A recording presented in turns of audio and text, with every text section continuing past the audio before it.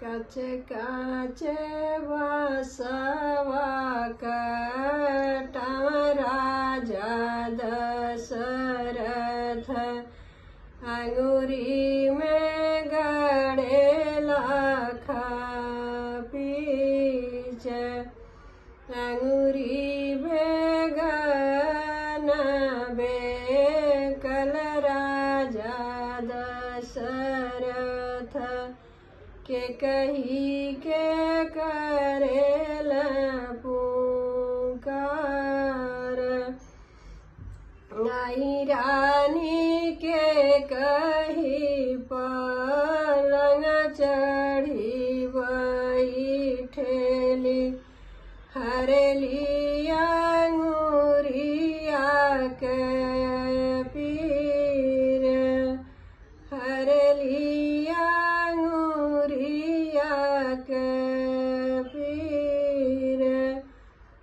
जवना मांगना तू ही मांग रानी के कही हो तवना मांगना हम देव जवना तिलकिया राजा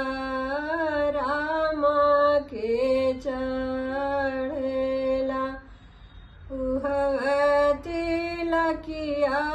हम लेव ऐसन मांगना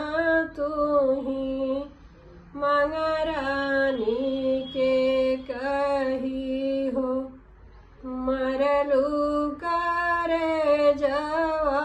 में तीर ऐसन मांगना तू ही मांग रानी के कही हो मरलू करे जवा